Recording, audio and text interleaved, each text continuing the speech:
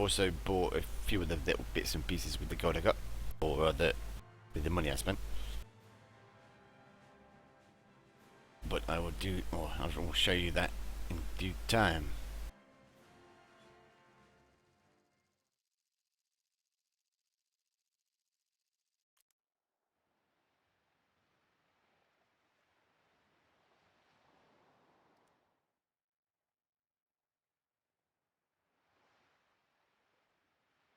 Alright, so anyway, the Canberra. Yeah, this obviously is since 1.43. This has been in the game. How many of you have actually flown it, I don't know. But from some of my previous videos, I actually was looking on YouTube yesterday, and as well as the one I actually put on, that's a lot of uses of actually. But anyway, yeah. I released one the other day on YouTube, and I thought to myself, right, I don't think I was really that harsh in it, and you know, I didn't actually mention certain flaws. Obviously, it's with actually the aircraft, and yeah, I've also noticed. I mean, I did 2 other games in it as well, and I've also transferred them across to YouTube. I'm not, you know, publicised them. Is it? Yeah. But I could do, and they're kind of not necessarily negative reviews of it, but it shows how you can play the aircraft that kind of isn't necessarily the way I suppose Gaijin have envisaged it being used. Because there's one point in one of the other games that I've played where I'm sat on the airfield and there's 2 Bearcats that come in at the airfield, and I know they're coming in, so I basically just hold J and go to the aircraft selection screen, and you can do that whilst you know whilst your team basically kills everything above the airfield. So that's what I did. There was 2 Bearcats that came in, none came out, and they didn't get any kills either. There was also a Tempest, I think, that came into Lander, or another Canberra, and the other Canberra did the same trick. We both sat in the aircraft selection screen and waited for the fighters above and the AA to kill the Bearcats before spawning back in again, which I'm sure was quite annoying for the opposition. Right, now I don't know what our Canberra's actually up to, but they've not destroyed any of the bases, so yes, I'm interested to see what they're thinking of doing here, because I kind of left them because I was expecting them to kill them. So they've already dropped their load and they're running away. So that leaves me to use my bombs up. Now I'm going to take out one of those bases at least, I think. He's actually going to not even bother with that base, right? Okay, I'm going to take out both these bases then.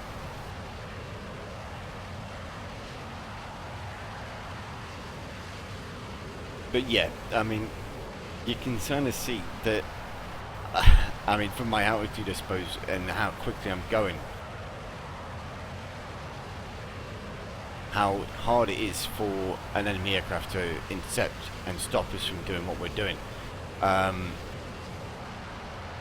There's literally almost no chance of... Yeah, that should do that base, and that leaves me one more bomb. Yeah, there's literally no chance of them really stopping us from dropping our bomb load on their bases.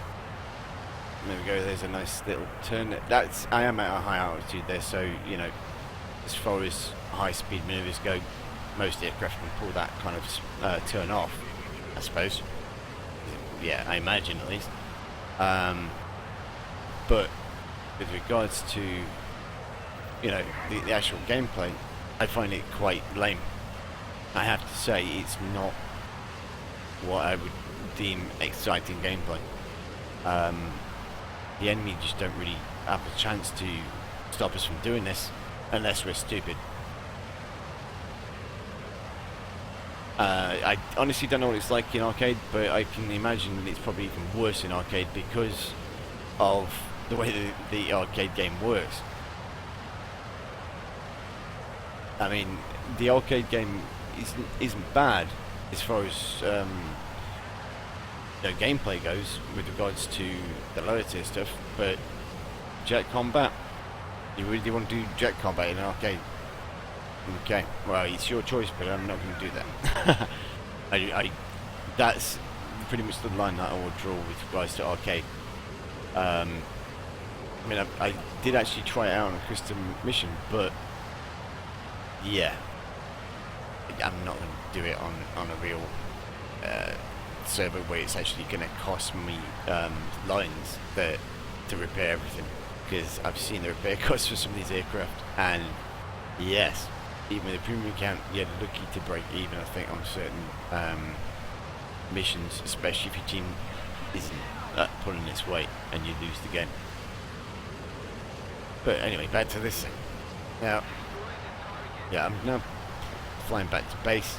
You see, this is almost like a 747 simulator or something stupid, or 767. I mean, but the only difference being that I'm maybe flying over enemy territory. It's, yeah, excitement to the max. I mean, I'm doing quite a high speed. Yeah, I'll agree. I'm doing, you know, a relatively high speed in comparison to the lower tier stuff. But as far as excitement goes, I'm not on the edge of my seat at the moment. I think I could probably do this one-handed, apart from maybe when I would have to use the keyboard to actually set up things like landing gear and air brakes, but I could probably do that from the mouse if I set up the buttons.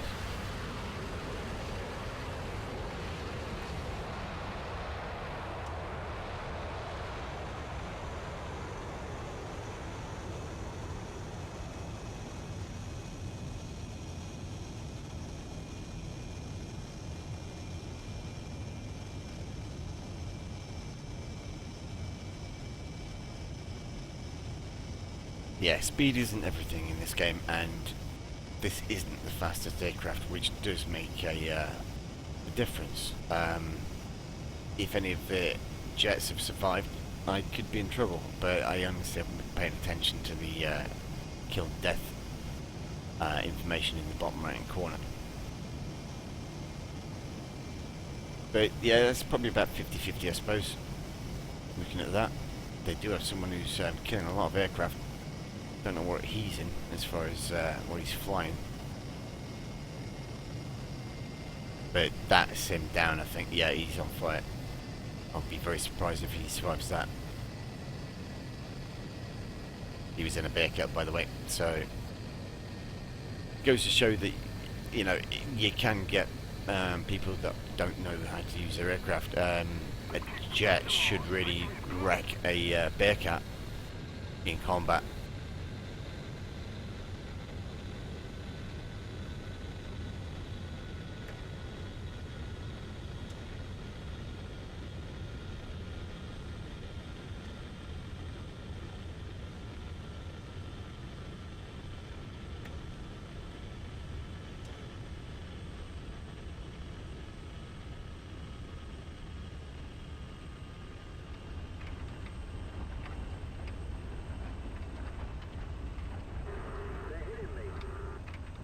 Now this isn't looking good for our team. That's a Banshee. He's just taken down one of our Meteors, and the other Canberra has just been shot down by a Bearcat. That kind of limits my options, really. If the other Canberras had hit the enemy base and done what I did, we would possibly win this now, because I could hopefully get in there and bomb their base again. But I don't think I'm going to be able to do that.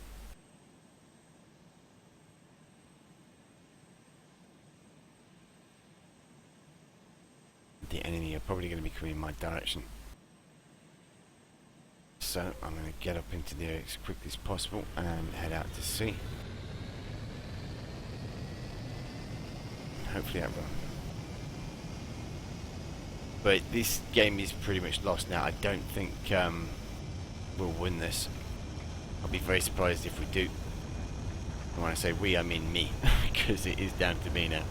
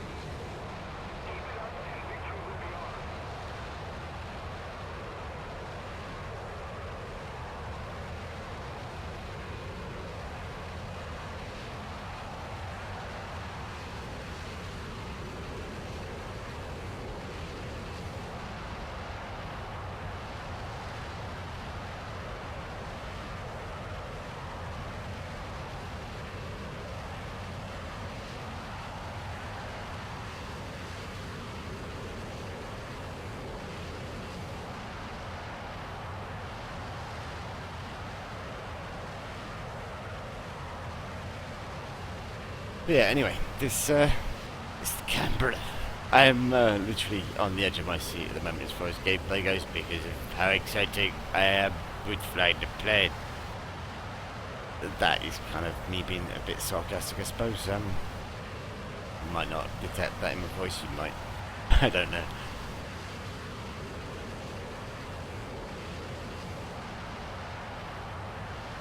I mean, yeah, speed is a jet. You know, you expect jets to go fast. But no guns on it. No guns on it at all. Not even one. Not even that little thing sticking out the front there. It's, yeah. It's a target, basically. As soon as I, get caught by them, I'm going to be in a running game, and if they're in a faster jet, that's it. It's pretty much game over. I can do certain things to hopefully make them crash, but that's not a kill for me. That's them messing up. And a good pilot isn't going to do that. They'll just, you know, follow me and take me out if I do a drastic turn, which is what I'm on about.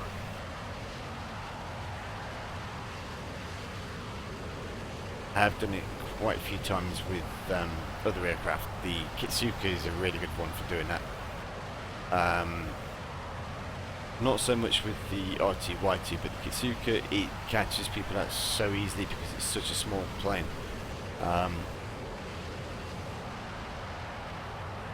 It's very manoeuvrable, put it like that.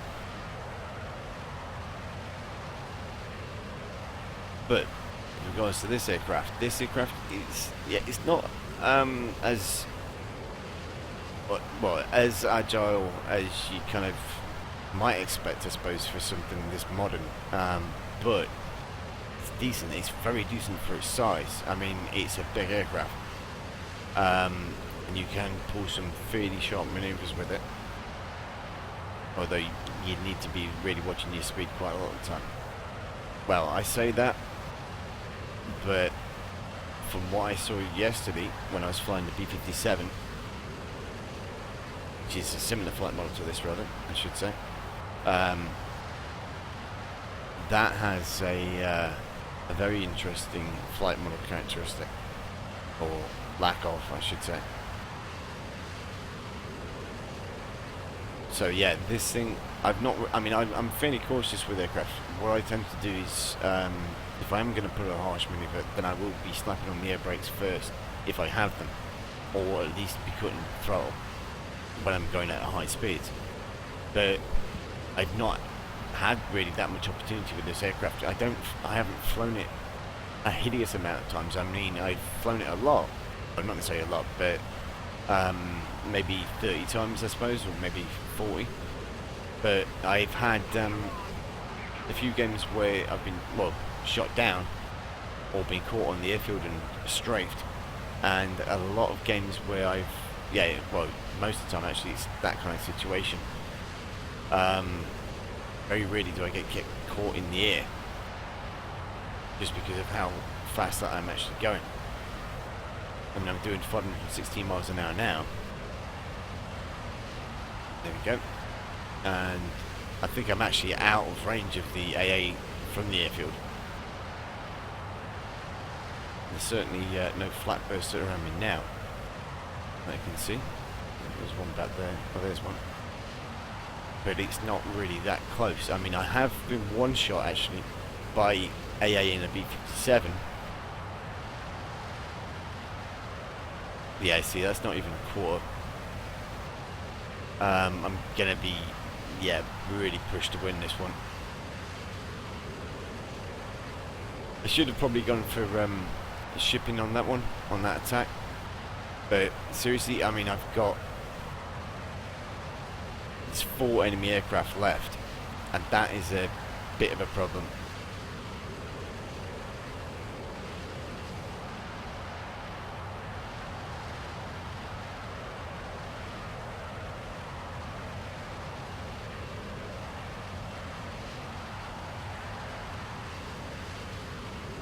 As soon as I start attacking the shipping, I will have to do it at a high speed, which will kind of cut down a bit on accuracy as far as my bombing goes, unless I can really, get a good lineup on them. With regards to getting intercepted, there we go, there's one. That's a Banshee.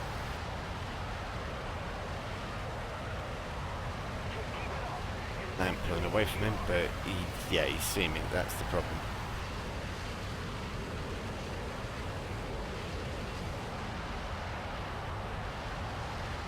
Now it's whether or not he's actually refueled it. I don't know how much that actually carries as far as fuel goes, so that could be a problem.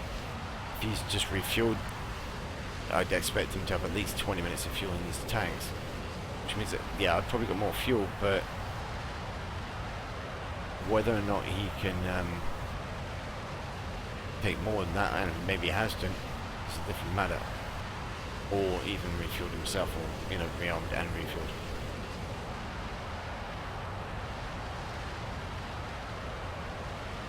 And this is where it will basically turn into a running game. The only real option I've got is just to run away. If I do that, then chances are we're going to win this, because they're not going to have enough tickets to, well, if you look at the tickets now, they've got left, I think.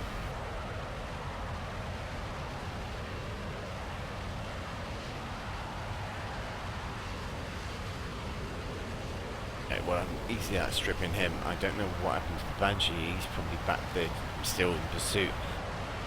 His top speed is pretty much what I'm doing now, but whether or not that's a stock aircraft or if it's fully upgraded, I'm unsure.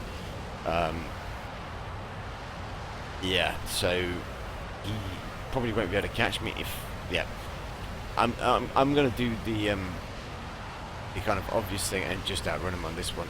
I'm not going to even risk landing it, because we're going to win from tickets. They've got 2 tanks left. If they both die, they can't capture the objectives. We win, and it's game over win for us. So this is what you kind of can do, rather, I suppose, in realistic battles, or at least what the game engine allows. I see this happening quite a lot. I don't normally, it's not normally something I do. Normally what I would do is risk a landing at an airfield. I'm going to go and have a look at the other airfield now, if I'm honest, to see if anyone's there. If anyone isn't there, then I might risk a landing, but there we go, there's the Banshee. He's actually quite close now, and he's gaining quite rapidly, so I'm going to have to put the pedal to the metal and try and accelerate a little bit faster.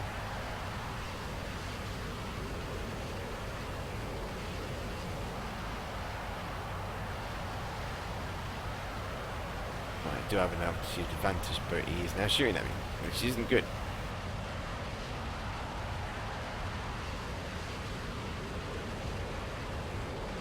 But I'm now pulling away. That's dangerous speed.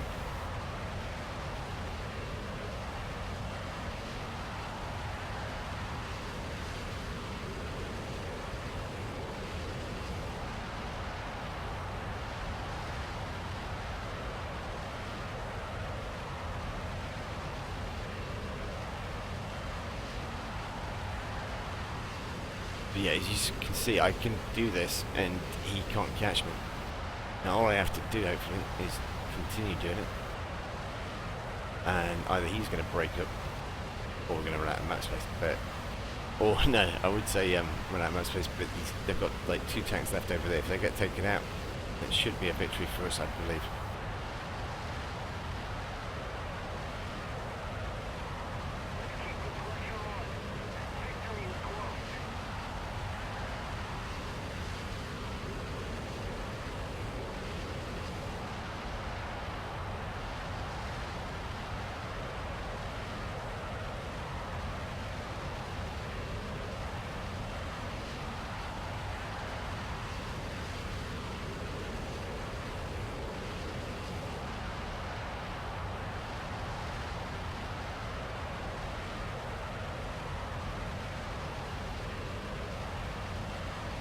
One tank left, okay. I mean, even if I get shot down now, the chances are, if that tank gets taken out, the next 20 seconds or so, we'll still win. And it is on its own against pillboxes, so we probably will win from that, I think.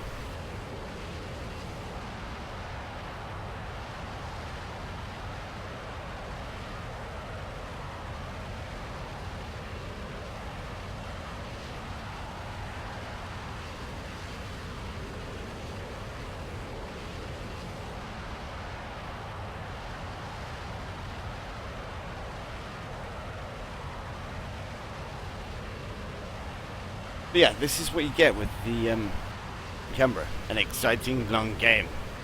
Well, I say exciting. Yes, well. I mean, there's nothing I can do. I could let him catch me and end the game, but that's not in my best interest, really.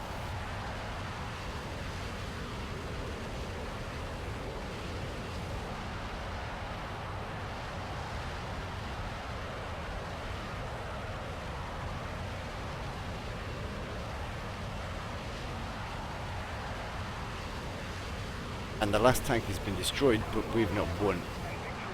Yes, that's a broken game mechanic there, Gaijin. I'd like to know your logic behind that one.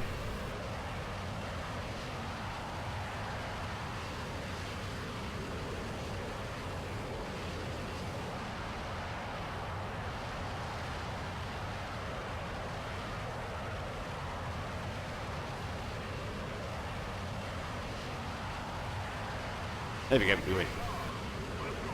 So yeah, that's what you can do with the Canberra. You can be a pain in the arse for the enemy. I didn't like doing that, if I'm honest, but it needed to be kind of shown, I suppose. Wow, such a reward.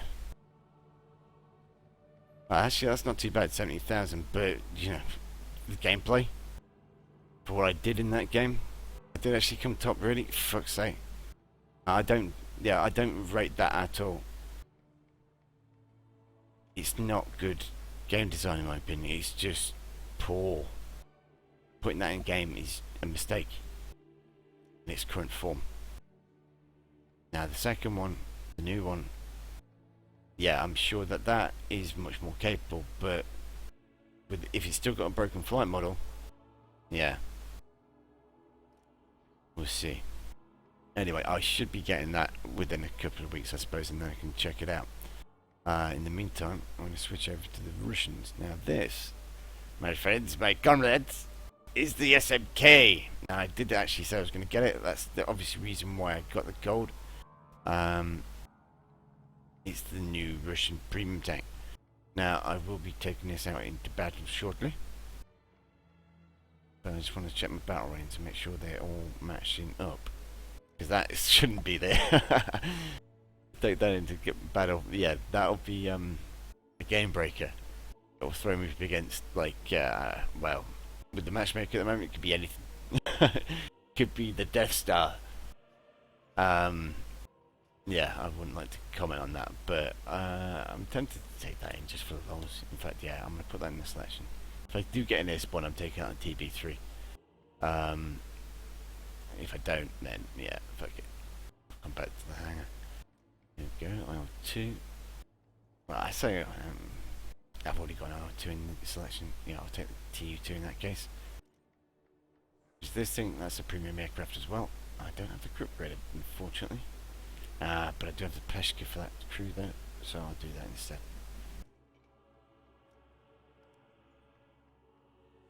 But yeah, as I was saying, that is the kind of like level of gameplay you can expect with the Canberra. It's unfortunate the way that they've done implemented it, and yeah, to be honest, they need a slap. I'm quite happy to do that. Don't mind doing it. Yeah, it's the way the game goes. Just reading the information that you guys have been putting into chat. Good job on the PC, Donkey. Jambi, yeah, I know. I'm hyped about that game so much. It's just ridiculous. It's awesome. But with regards to the way the game engine is going to progress, I've heard that there is going to be a campaign single player campaign, or maybe even like an MMO element to it. I'm not sure. I need to look more into what's on the forums and what information's available on it. But yeah, it's something that I'm really interested in checking out more. Alright, Lone Assassin, yeah. Yeah, that's the thing about the Canberra. Like I say, nothing there really could have caught me. The Banshee was close, I'll give him that, but he didn't hit me. I was a comfortable distance away and was pulling it away most of that time. It's not fair what I did, but that's the way the game can be played. It needs to be kind of highlighted, I think, and pointed at and wave sticks at, I suppose.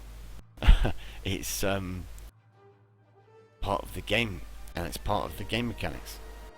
It's it's if they want the game to go out like it is at the moment, that's what you can expect. Especially at the high tiers. The low tiers, you can get that kind of shit happening all the time as well. It's the way the game can be played. For them not to kind of like be looking at it is it's a bit of a mistake in my opinion. The way the game is at the moment isn't necessarily balanced at all. Is probably the easiest way to say it. Now anyway,